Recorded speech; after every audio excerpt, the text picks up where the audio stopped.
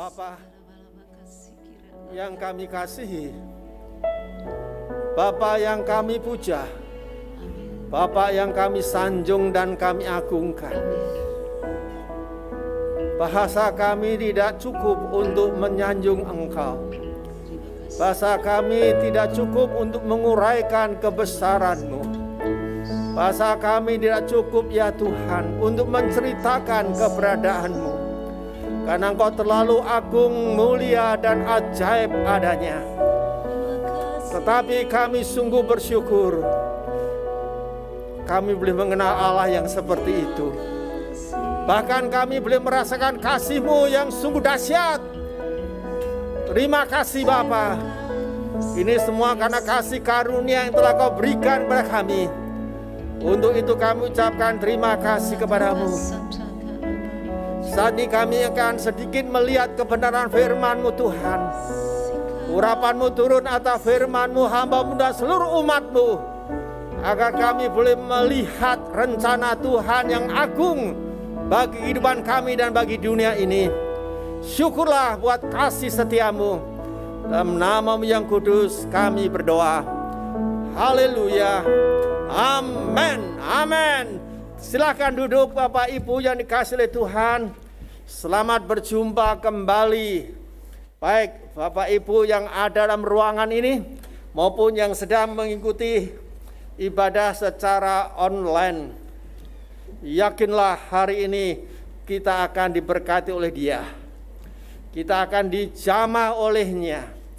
Apapun yang jadi masalah, persoalan, pergumulan dan cita-citamu, Tuhan akan menolongnya. Dan itu benar-benar sesuatu yang besar dan ajaib adanya. Haleluya. Ya, sore ini saya akan berbicara tentang Yesus lahir untuk proyek penyelamatan. Saya melihat sekalian setiap Natal itu seringkali dirayakan dengan hura-hura tanpa tujuan yang pasti. Pokoknya rame, pokoknya meriah. Tapi sebenarnya di balik peristiwa itu ada maksud yang sangat agung bagi kehidupan manusia yang hidup di tengah-tengah dunia ini. Oleh karena itu kita sebagai generasi penerus, generasi muda, kita harus tahu misi dan visi yang Tuhan lakukan itu. Supaya demikian maka kita bisa masuk ke dalamnya, ambil bagian, dan nama Tuhan semakin dipermuliakan, dan kita pun benar-benar berhasil menjadi perpanjangan tangan Tuhan. Matius 1 ayat yang ke-21 firman Allah yang hidup mengatakan, Ia akan melahirkan seorang anak laki-laki dan engkau harus menamai anak itu Yesus. Artinya juru selamat. Sebab Ia yang akan menyelamatkan umatnya dari dosa mereka. Ini kata-kata malaikat kepada Yusuf. Dan ini merupakan sesuatu uraian daripada maksud dan tujuan Kristus itu lahir. Memang Kristus akan memberikan damai. Memang Kristus akan memberikan sejahtera. Memang Kristus akan memberikan banyak hal kepada kita semuanya. Tetapi yang terutama, Dia datang untuk menyelamatkan kita dari ikatan dosa, dari kelemahan dan kelesuan, dari ketidakberdayaan kita. Itu akan kita dilepaskan dari semuanya itu. Dan masih banyak orang yang belum mendengar berita ini. Oleh karena itu Bapak Ibu, sore ini saya ingin mengajak Bapak Ibu untuk melihat kebenaran ini. Dari Matius pasal 1 ayat 21 ini, kita menemukan 3 kebenaran sebagai berikut. Yaitu yang pertama, manusia sudah terpuruk oleh dosa dan harus menanggung akibatnya. Yang kedua, mempersiapkan jalan penyelamatan itu. Dan yang ketiga, proyek penyelamatan harus dilanjutkan. Saya sengaja berbicara pokok ini sekalian karena minggu ketiga. Biasanya minggu ketiga adalah minggu misi. Oleh sebab itu kita sebagai orang-orang yang cinta misi harus memahami kebenaran tersebut. Bapak Ibu yang kasih Tuhan, manusia sudah semakin syarat dengan dosa dan harus menanggung resikonya. Next. Kita bisa menyaksikan penjamretan itu terjadi di mana-mana. Tidak hanya di malam hari, siang hari pun jadi. Tidak harus jauh di kantor polisi. Di dekat kantor polisi pun bisa terjadi. Amin. Sehingga banyak orang-orang yang kelihatan pakaiannya najis, ganteng, cantik, harus dibrogol. Karena mereka melakukan kejahatan-kejahatan. Penodongan, penembakan kepada orang yang tidak bersalah, itu pun terjadi. Bahkan hari-hari ini sedang rame-ramenya untuk kita nikmati beritanya. Dan masih banyak lagi saudara sekalian. Itu yang terjadi. Karena Matius pasal 24 ayat 12. Firman Allah hidup mengatakan, di mana-mana dosa akan merajalela, dan karena itu kasih kebanyakan orang akan luntur. Menurunnya kadar kasih di dalam kehidupan manusia itu menyebabkan meningkatnya kejahatan, meningkatnya egosentris, meningkatkannya sifat mementingkan diri sendiri dan tidak ada belas kasihan. Ini sesuatu hal yang sangat memprihatinkan sekalian. Oleh karena itulah maka kita sebagai orang percaya kita harus berjuang untuk mempertahankan ini sehingga kasih kita jangan larut dengan situasi dunia, tetapi dalam situasi dunia semakin tidak karuan, kasih kita harus semakin menguat. Amin. Kasih kita akan semakin meningkat sehingga tidak akan terkalahkan oleh situasi kondisi dunia. Bapak Ibu yang dikasihi Tuhan, siapa yang pernah mengalami dompetnya dicopet atau HP-nya dicopet? Itu semua dikarenakan meningkatnya dosa di dalam dunia ini. Karena sifat-sifat orang yang berdosa itu seperti yang diuraikan oleh Rasul Paulus di dalam kitab Roma pasal 12 sampai 16 dan masih ada ayat yang lain lagi. Tetapi saya rasa ini cukup saya bacakan. Semua orang sudah murtad dan sesat. Dimanapun tidak ada orang yang selalu melakukan hal-hal yang benar. Seorang pun tidak. Saya akan ulangi di sini sekalian. Tidak ada orang yang selalu melakukan hal-hal yang benar. Seorang pun tidak. Ini berbicara soal dunia di mana sekarang kita hidup. Ayat 13. Kata-kata mereka buruk dan kotor, seperti bau busuk dari kubur yang terbuka.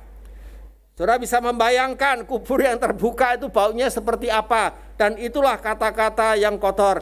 Lidah mereka penuh dengan dusta. Segala yang mereka katakan mematikan seperti bisa ular. Mulut mereka penuh dengan sumpah serapah dan kebencian. Mereka main bunuh dan membenci siapa saja yang tidak sependapat dengan mereka. Kemanapun mereka pergi, mereka menimbulkan kesedihan dan kekacauan. Kemudian Roma 6 ayat 23a, sebab upah dosa adalah maut. Ini kondisi, situasi di mana sekarang kita hidup loh sekalian. Oleh karena itu jangan Bapak Ibu kaget jikalau banyak investasi bodong. Banyak janji-janji yang ditawarkan, tetapi hasilnya nol gede. Bahkan atasan bisa membunuh anak buahnya dan lain sebagainya. Ini situasinya sekalian. Saya memperhatikan zaman-zaman sekarang ini membunuh orang itu seperti membunuh ayam. Dan orang yang telah membunuh pun tidak merasa bersalah. Bahkan membunuh keluarganya sendiri pun jadi. Semuanya ini dikarenakan meningkatnya dosa. Oleh karena itu waktu saya melihat semuanya ini, berarti tanggung jawab kita sebagai orang Kristen semakin berat, saudara sekalian. Semakin banyak. Kita tidak bisa berjuang dengan santai-santai. Tetapi kita berjuang dengan segenap tenaga kita, dengan segenap pemikiran kita, dengan segenap perasaan kita, dengan segenap lutut kita. Supaya demikian maka kita bisa menahan lajunya dosa ini dan memenangkan sebanyak-banyaknya jiwa. Karena Kristus datang, Kristus lahir untuk mengerjakan proyek keselamatan. Yang setuju dengan saya katakan amin. Itu memang harus kita ingat senantiasa.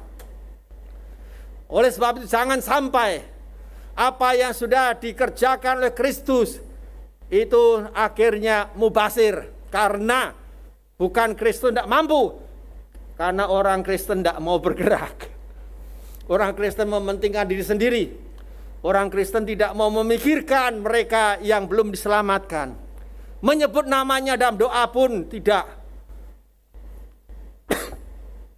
Di dalam doa sekalian setiap pagi, tetangga-tetangga saya yang saya memang namanya tidak hafal satu persatu, saya doain. Siapa tahu satu hari mereka datang dan bertanya. Kalau mereka bertanya, Pak Simon, kok Pak Simon ke gereja lu ngapain sih? Nah, itu kesempatan saya akan cerita banyak tentang Kristus. Oleh sebab itu jikalau ada orang yang sedang mengalami pergumulan hidup, saya kadang-kadang menawarkan diri, mau enggak aku doakan. Saya belum memberitakan apa-apa, hanya saya menawarkan, mau enggak aku doakan. Dan menurut pengalaman saya, siapapun mereka, waktu saya tawarin untuk didoakan, oh boleh Pak. Akhirnya saya doakan.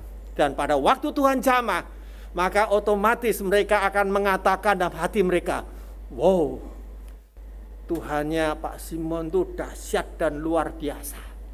Nah, kalau dia sudah mulai berkata seperti itu sekalian, itu tanda-tanda satu hari dia akan duduk di samping saudara. Ini benar. Oleh sebab itu, sebelum kita maju ke depan, kita lepaskan rudal surgawi untuk menggempur semua perisai-perisai yang dibangun oleh dosa itu. Supaya demikian ada kesempatan kita menyusup ke dalamnya dengan kasih yang Tuhan berikan.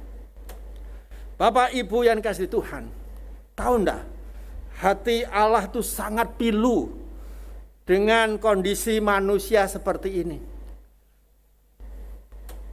Kalau kita membaca di Injil-Injil, Tuhan Yesus pernah menangis di tembok Yerusalem loh sekalian. Kejadian mengatakan sebagai berikut. Kejadian 6 ayat 5, 6 dan 7a. Dan Tuhan melihat bahwa kejahatan manusia demikian besar di bumi. Dan setiap angan-angan pikiran hatinya semata-mata jahat sepanjang hari. Saya akan ulangi. Tuhan melihat bahwa kejahatan manusia demikian besar di bumi, dan setiap angan-angan hati, pikiran semata-mata jahat sepanjang hari.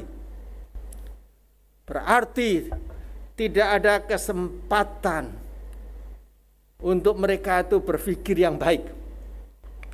Dan Tuhan menyesal bahwa Dia telah menjadikan manusia di bumi, dan hal itu telah memilukan hatinya. Saya pernah bertemu seorang ibu yang dia sangat sedih sekali. Dia sering nangis sampai matanya itu mengap. Karena apa? Menangisin anaknya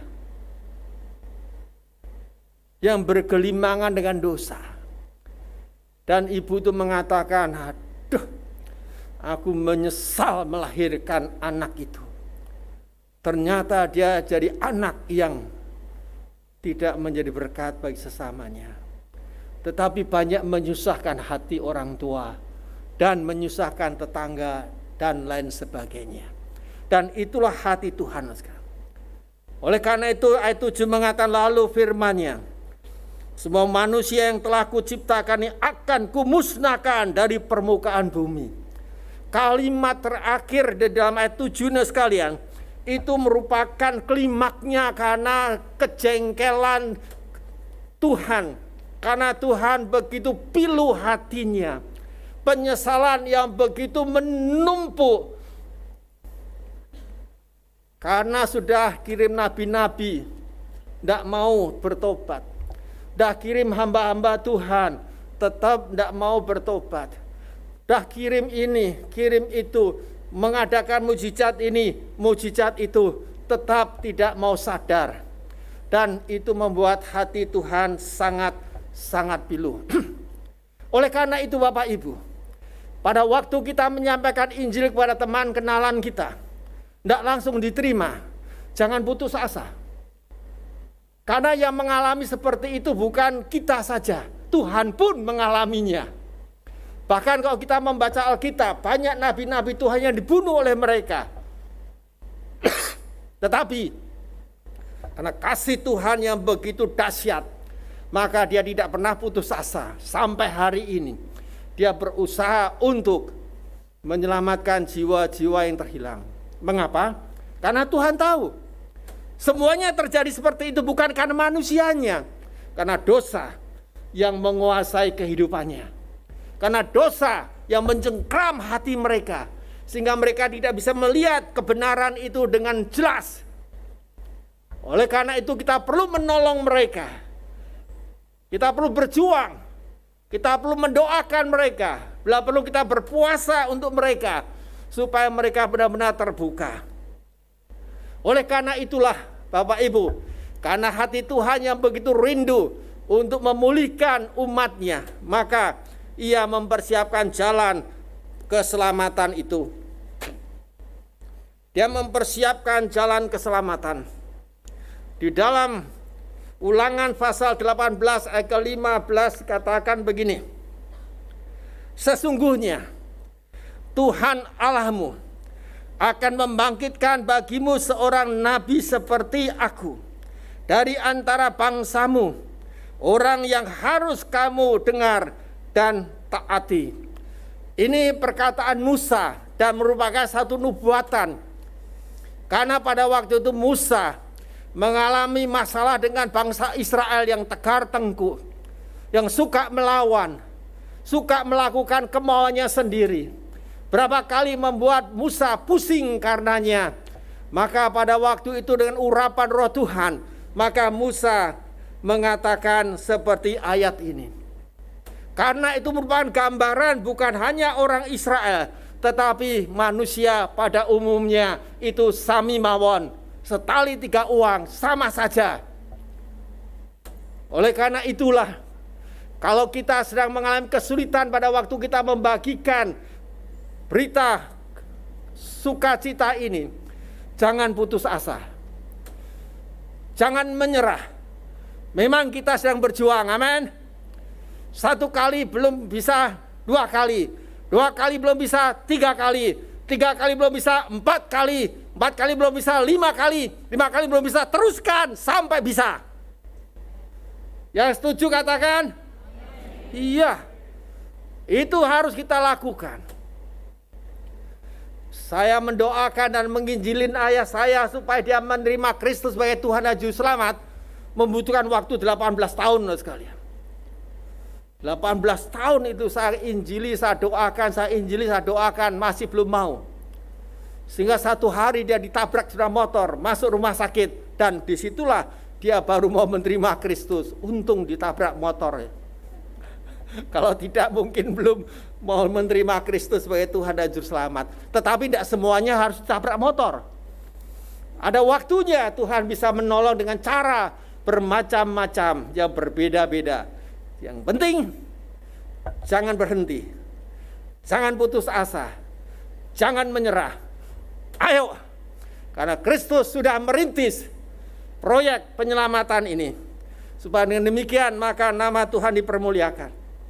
Oleh karena itu Matius pasal 1:21 mengatakan, ia akan melahirkan seorang anak laki-laki dan engkau akan menamai anak itu Yesus, artinya juru selamat.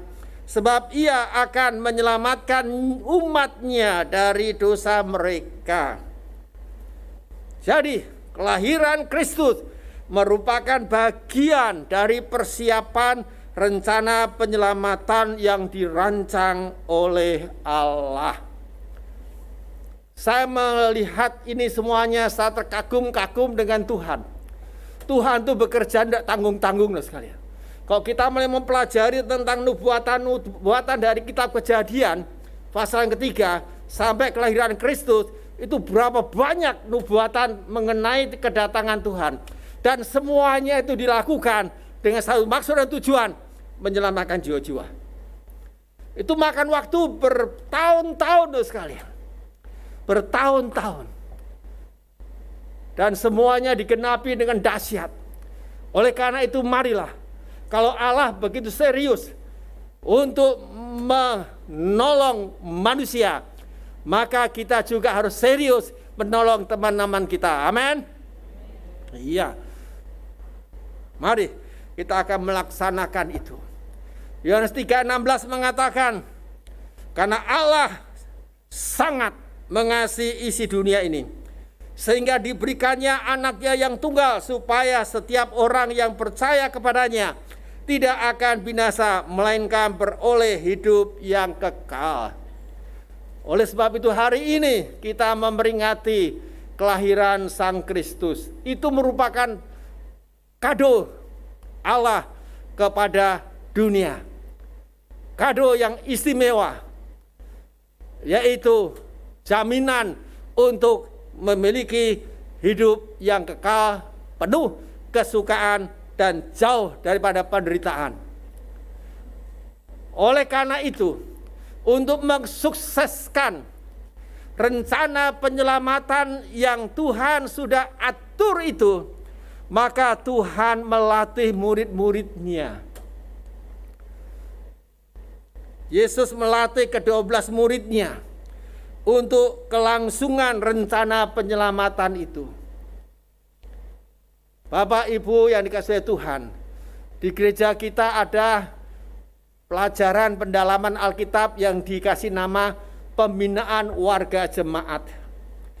Salah satu materi yang akan diberikan kepada mereka yang mengikuti PWJ ini adalah masalah bagaimana kita bisa menolong orang-orang yang di luar Kristus mengenal Kristus.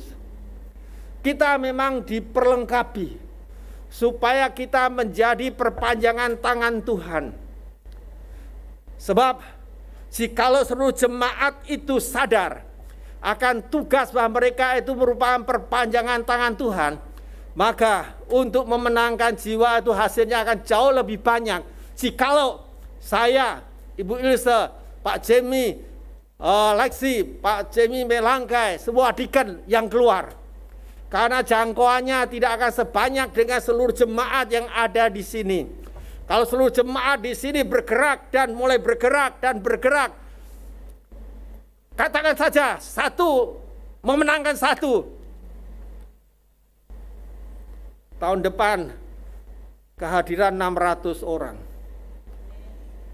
Tetapi kalau yang bergerak saya, Pak Jemi Lexi, Ibu Ilse, Pak Jemi Melangkai, Pak Sahmin, dan yang lain-lainnya yang tidak saya sebut namanya, bergerak, paling tidak ada 10.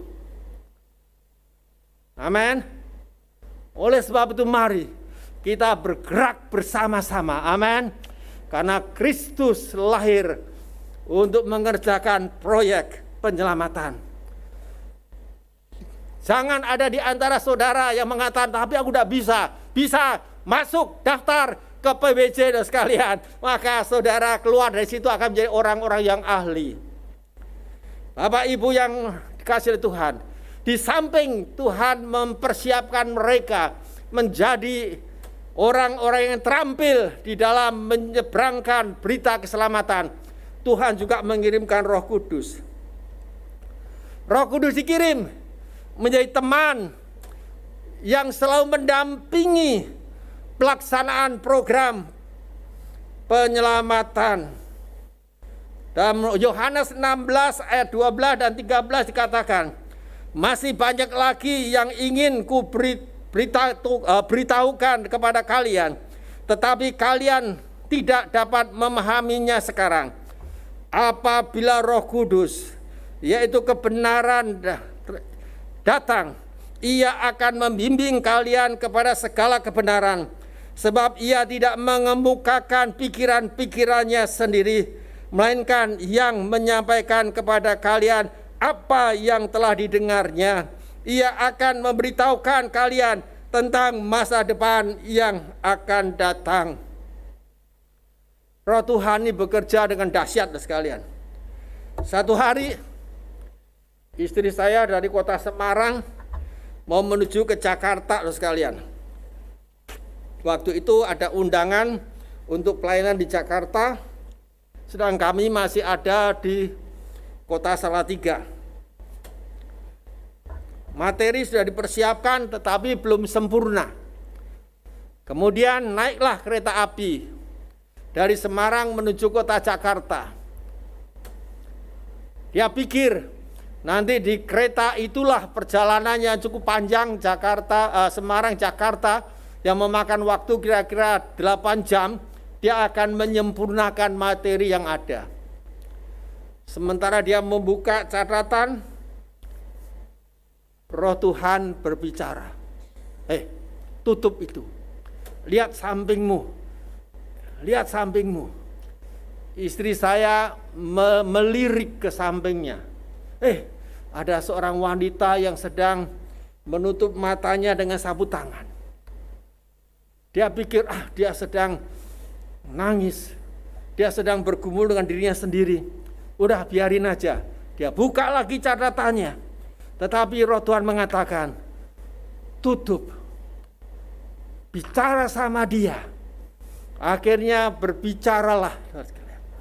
Akibatnya dari kota Semarang sampai ke Bekasi tidak jadi menyempurnakan materinya. Tetapi berbicara. Akhirnya tahu kenapa dia menangis. Sampai akhirnya orang itu sadar dan membatalkan rencananya untuk bunuh diri. Ini pekerjaan Roh Kudus. Ini pekerjaan Roh Kudus. Kalau saya mau cerita banyak soal karya Roh Kudus, nanti khotbah saya jadi menyimpang ke kiri terlalu jauh sekali. Tetapi itulah Roh Kudus. Bisa mengungkapkan banyak hal. Dan itu diberikan oleh Allah untuk mendampingi kita semua. Amin. Oleh karena itu kita tidak perlu takut menyampaikan berita kesukaan itu. Kalau Tuhan menggerakkan kita untuk ketemu seseorang dan berbicara tentang keselamatan, lakukanlah itu. Tidak usah gentar, tidak usah nervous. Tetapi maju saja, Roh Tuhan akan menolong kita. Bapak Ibu yang dikasihi Tuhan, mengapa harus begini? Karena proyek penyelamatan itu harus dilanjutkan terus sampai Dia datang kembali. Kalau kita menahan waktunya, maka kedatangan Tuhan akan semakin lama. Kalau kita akan segera bergerak dan cepat melakukannya, maka itu akan mempercepat kedatangan Tuhan kali yang kedua. Oleh karena itu, mari kita jangan menunda-nunda. Kita ambil waktu dan kesempatan secepat-cepatnya. Supaya dengan demikian kita bisa mempercepat kedatangan Tuhan kali yang kedua. Tuhan Yesus berkata di dalam Yohanes 4 ayat yang ke-38, bahasa Indonesia sehari-hari, Aku menyuruh kalian pergi menuai di ladang yang tidak kalian usahakan.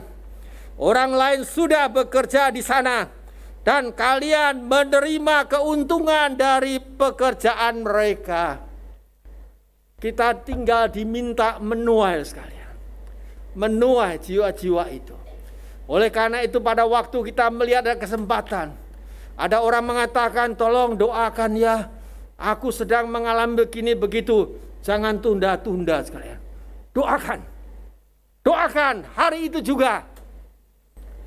Sekarang ini kalau ada orang yang minta didoakan, karena tidak sempat datang ke tempatnya terlalu jauh, langsung saya video call sekalian dan saya doakan dia.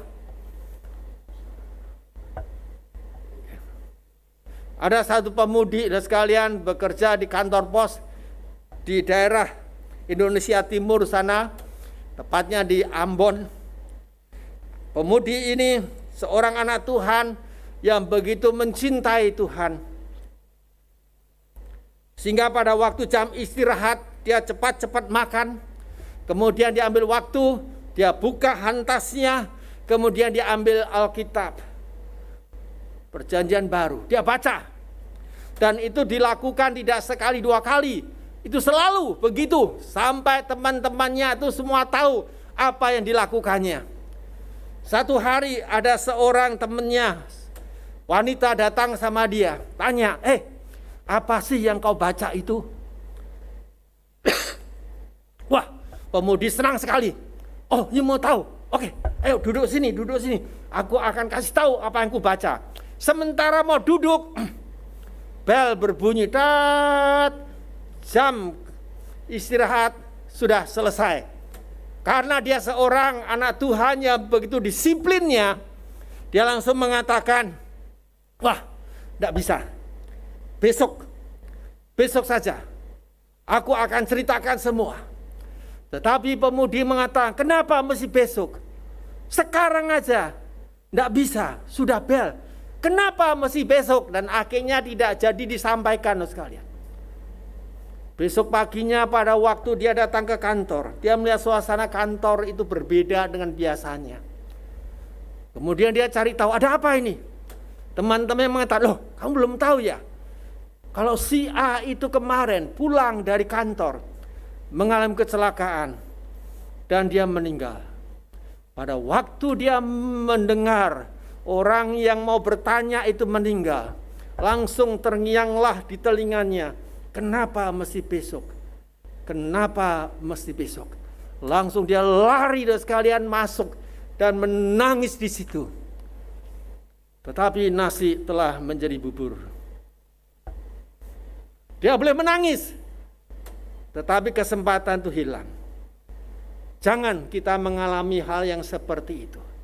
Jika Roh Kudus berbicara, jika Roh Kudus mengatakan sesuatu, jangan ditunda-tunda. Segera lakukan. Karena kita tidak tahu umur manusia itu seperti apa. Ladang sudah menguning, siap untuk dituai. Dan kita diminta menjadi penuai-penuainya. Amin. Dan kita selalu berdekatan mereka sekalian. Mungkin teman kerja, mungkin bos kita, mungkin bawahan kita, mungkin teman sepermainan kita, mungkin keluarga kita. Bisa saja semua terjadi. Oleh karena itu, pekalah terhadap suara Roh Kudus. Tuhan Yesus berkata, kalian harus pergi. Itu berkata pada murid-muridnya. Di dalam Markus 16 ayat 15, firman Allah yang hidup mengatakan, Ia berkata kepada mereka, kalian harus pergi ke seluruh dunia, mengabarkan berita kesukaan kepada setiap orang dimanapun juga. Siapa yang percaya akan dibaptiskan, akan diselamatkan. Tetapi siapa yang tidak mau percaya akan dihukum. Dan siapa yang percaya akan kuberi kuasa untuk mengusir roh-roh jahat. Dan mereka berbicara dengan bahasa-bahasa yang baru. Mereka akan memegang ular tanpa membahayakan dirinya. Dan apabila mereka minum sesuatu yang beracun, racun itu tidak akan membahayakan mereka. Karena mereka juga akan dapat menumpangkan tangan ke atas orang sakit serta menyembuhkannya. Ada orang-orang Kristen yang berkata begini, kenapa ya? zaman gereja sekarang ini tidak pernah melihat mujizat. Tetapi pada waktu-waktu yang lalu, kita bisa melihat banyak mujizat terjadi. Jawabannya sekalian, karena orang Kristen sekarang tidak mau numpangi tangan orang untuk didoakan. Temanmu sakit, suruh doakan, tidak berani. Aku panggil aja Pak Jimmy. Jangan. Tangan saudara tumpangkan dan doakan orang itu. Dan nanti saudara akan terheran-heran. Karena Tuhan ternyata tidak memakai hamba Tuhan saja. Tetapi saudara pun dipakai. Siapa mau dipakai Tuhan? Angkat tangan. Wow. Ini akan terjadi. Oleh sebab itu jangan takut-takut. Sekarang berani lakukan. Kalau itu memang dari Tuhan. Maka kita akan menyaksikan kebesaran Tuhan. Salah satu doa saya sekalian untuk ibadah jam 6 sore. Tuhan kirim satu mujizat saja. Terjadi di ibadah jam 6 sore. Karena kalau saya yakin kalau ada terjadi satu mujizat saja. Orang lumpuh berjalan atau orang buta melihat. Atau orang tuli langsung mendengar. Itu akan tersebar di mana-mana. Dan itu bagaikan magnet yang akan menarik orang-orang di segala penjuru untuk datang ke tempat ini. Mau mencari Tuhan. Doakan masalah ini. Supaya ibadah jam 6 sore merupakan ibadah di mana Tuhan bekerja dengan keajaibannya. Amin. Mau mendoakan? Iya, kita mendoakan dan kita juga akan bekerja. Amin. Tuhan akan tolong kita semuanya. Masih ada 10 poin, 10 slide yang akan kita bagikan. Yaitu akhir kata. Ada beberapa orang melihat jam loh sekalian. Akhir kata. Sebagai gereja yang mendapatkan mandat untuk melanjutkan proyek penyelamatan, kita harus semakin sadar bahwa tugas penyelamatan merupakan suatu pelayanan yang mulia dan sedang ditunggu-tunggu oleh banyak orang yang ingin diselamatkan. Yang percaya ayat ini, yang saya kutip dari Yesaya 52 ayat 7, katakan amin. Mari kita berdoa. Bapa, hati kami bersuka cita karena Engkau mau melibatkan kami untuk masuk di dalam proyek penyelamatan yang telah dirintis oleh Kristus. Oleh karena dia Bapa, saat ini hamba berdoa untuk anak-anak-Mu. Kau panggil Tuhan sebanyak-banyaknya penuai-penuai, supaya anak-anak-Mu dapat menjadi perpanjangan tangan Tuhan untuk menjangkau jiwa-jiwa yang masih terhilang. Sehingga kelahiran Kristus di muka bumi ini tidak sia-sia, tetapi benar-benar menghasilkan satu tuaian yang dahsyat dan luar biasa. Haleluya. Saat ini saya akan bertanya bagi Bapak Ibu yang ingin dan mau mengatakan, aku kepingin dipakai Tuhan menjadi perpanjangan tangannya. Silakan Bapak Ibu mengangkat tangan tinggi-tinggi, saya akan berdoa. Iya, saya melihat tangan-tangan itu. Yang lainnya, yang masih ada lagi yang ingin dipakai oleh Tuhan, jadi perpanjangan tangan Tuhan. Wow, saya melihat tangan yang cukup banyak. Baik, saya akan berdoa, tangan tetap diangkat ya. Bapak, hamba melihat tangan-tangan yang begitu banyak dari anak-anak-Mu Tuhan. Mereka ingin dipakai oleh Tuhan, masuk dalam proyek penyelamatan jiwa-jiwa yang masih terhilang. Oleh karena pada saat ini hamba mohon urapan Tuhan turun atas mereka semua. Hikmat dari Tuhan turun atas mereka semua. Keberanian dari Tuhan turun dalam hidup mereka semua. Dan penyertaan Roh Kudus ada bersama-sama mereka, mendampingi mereka, sehingga mereka dapat melaksanakan panggilan ini dengan baik. Dan nama Tuhan yang akan dipermuliakan. Syukurlah ya Bapa, Kau berkati mereka semuanya. Karena kami tahu Tuhan sangat mengasihi orang-orang yang mau melaksanakan perintah-Mu. Dan dalam nama Tuhan kami Yesus Kristus, Tuhan dan Juru Selamat kami yang hidup, kami berdoa. Haleluya. Amin. Amin. Waktu dan tempat saya kembalikan.